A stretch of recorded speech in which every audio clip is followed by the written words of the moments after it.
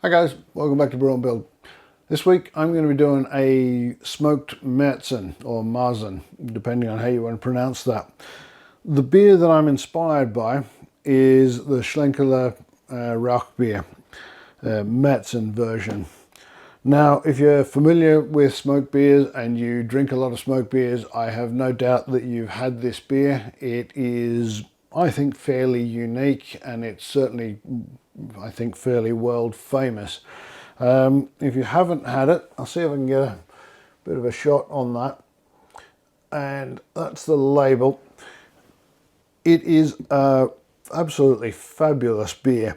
If you like smoked beer, I think you probably like this beer. It is really strong in smoke. It's almost like drinking a barbecue a little bit.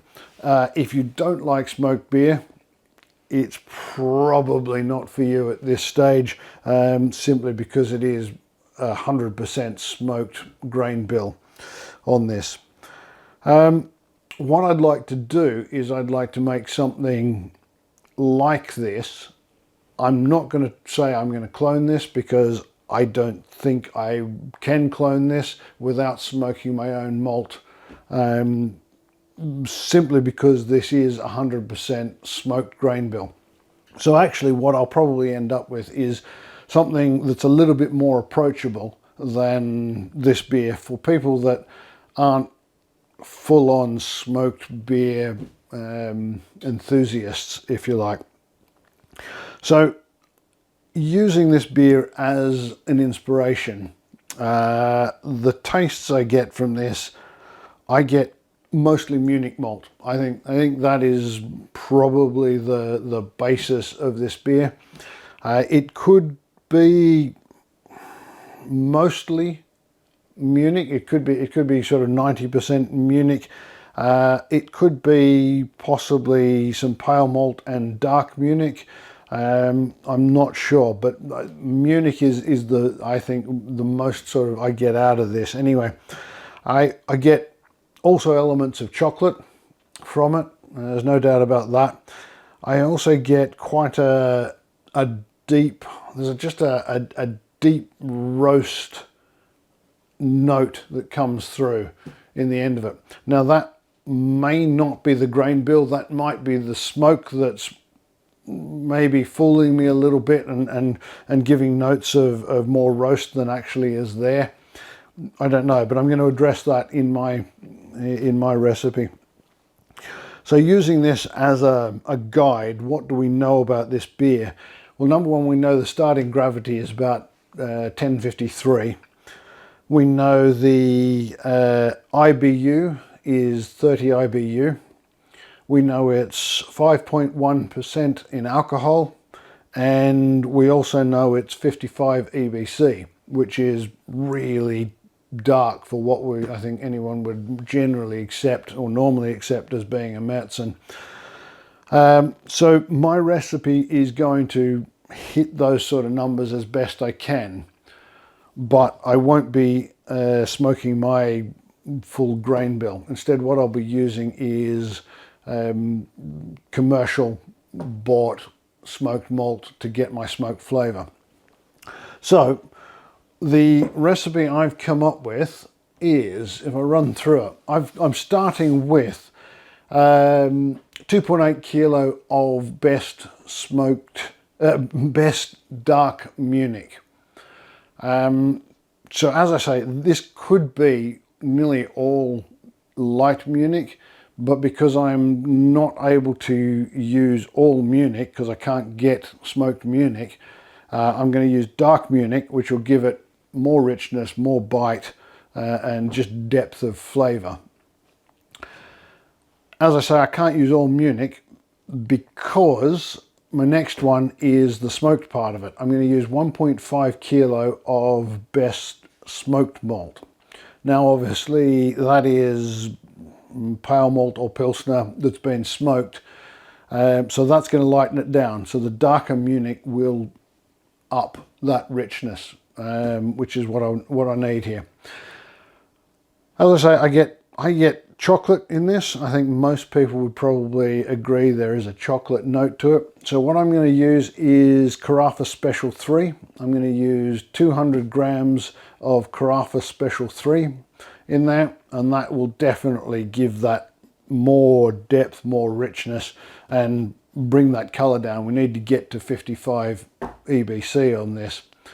Now, as I say, I get a bite of more almost roast notes. Now, as I say, it could be the smoke, but because I'm not using 100% smoked malt now, I need to get that from somewhere else if it is the smoke. So what I'm doing is I'm going to put 50 grams of roasted barley, unmalted roasted barley in there, and that'll just give that little bit more depth of roasted notes in there. Hops wise, I'm going to go for Old Tettnang in this. I'm going to use 45 grams of Tettnang at 60 minutes in the boil, and then I've got 20 grams going in at 25 minutes in the boil. Yeast wise, I've got German Lager X. I think that is, in my opinion, I think that is probably the best German lager yeast I know of. If I was to use a dried yeast, I'd probably go for Mangrove Jack's Bavarian lager yeast. Would be I think my second choice if I wasn't going to use the liquid yeast. Water profile, I am going to go for just a very light profile. It'll be a light German, I suppose, water profile. I'm going to slightly sway it over to the malty side of it. I'll keep it still very light on minerals, but it will be swayed to the malty side. So that's everything on the planning stage of it. Let's get milling some grains and get brewing this beer, and then some point in the future we'll come back with a completed beer and we'll get tasting it.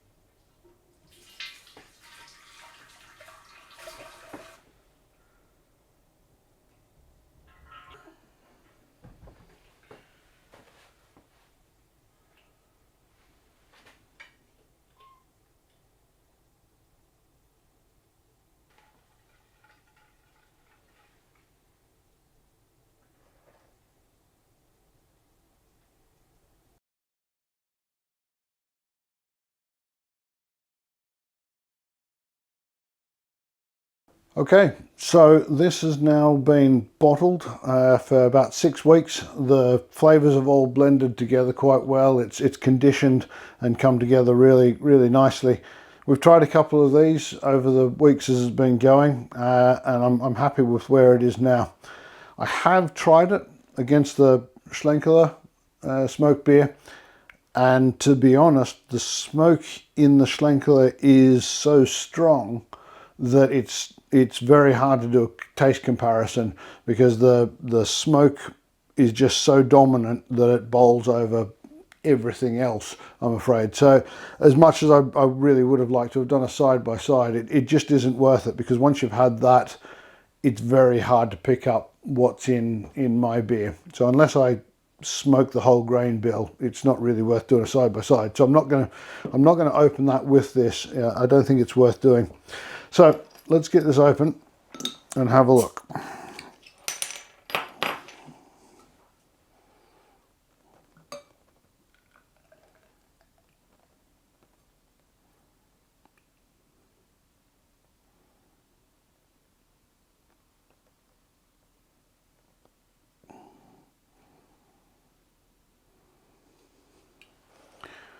So it gets a great head on it. It really does look the part. It's got a big foamy cream head on it, and it does tend to stay around. I don't know whether that's the all of the Munich, I suspect, is probably giving that head retention to it. But I don't know if you can see as well. You probably can't quite get a view through that. There's not enough light, but the beer is extremely clear. It's a beautiful deep red mahogany color, and I'm just watching the bubbles just rising up through the center of it. Stunning looking beer, that one. The smell now. Okay, so it's smoky. The smoke is coming through. And Munich, as you'd expect. So smoke and Munich they're equally as strong. Unlike the Schlenkerla, which is you smell it and you think you're smelling smoked bacon, barbecue. It's really strong in smoke. This is much more subdued. And the Munich, actually the really rich malt, deep malt, comes through every bit as strong as the smoke does.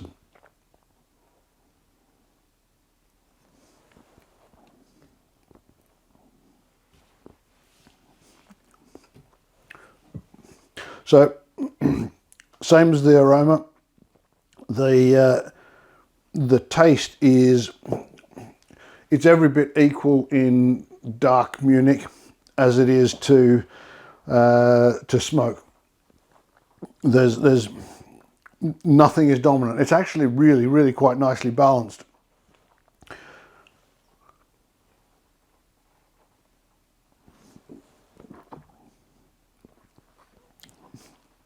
Really nice light notes of chocolate in there. Considering the amount of Carafa Special 3 in there, I'd almost expect a little bit more chocolate than that.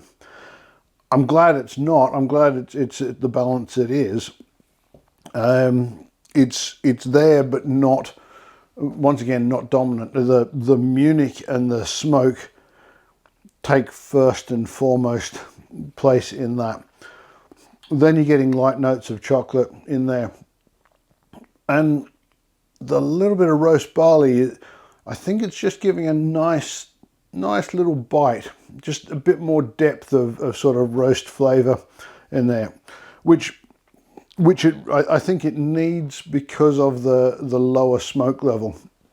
Now, if you're not a huge fan of smoked beer, or you're sort of starting your journey, if you like, into getting into smoked beers, I think this is a really good sort of stepping stone into it.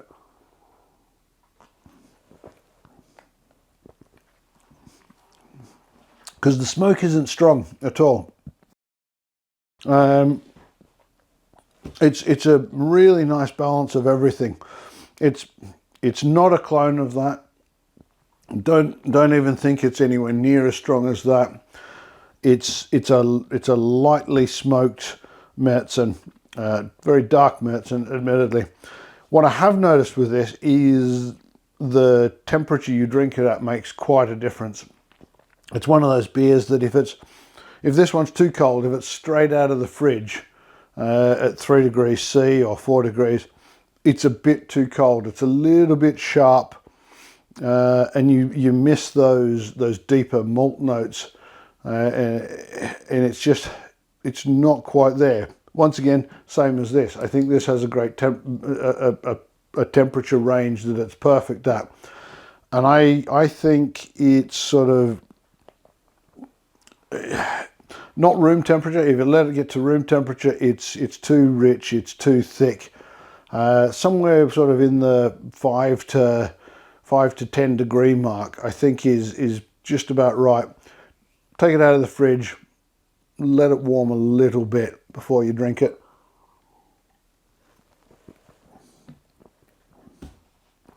And it's a beautiful beer. The bitterness is I think spot on. It's because it's reasonably sweet with all that Munich, and it is quite rich. It needs a solid level of bitterness, and it finishes with a really nice herbally bitterness from the Tecknang. When I drank it in comparison to the Schlenkerla doesn't taste as bitter, and you can actually come back and taste the bitterness in mine. That's what does come through. What I think that is I think the smoke is adding to the rich smoothness of the beer and knocking out some of the bitterness in the Schlenkerla, whereas there's not as much smoke and it doesn't knock out that bitterness. Drunk separately, without drinking that, the bitterness I think is perfect. I think it works really well. I'm really happy with this recipe. I don't see me changing it.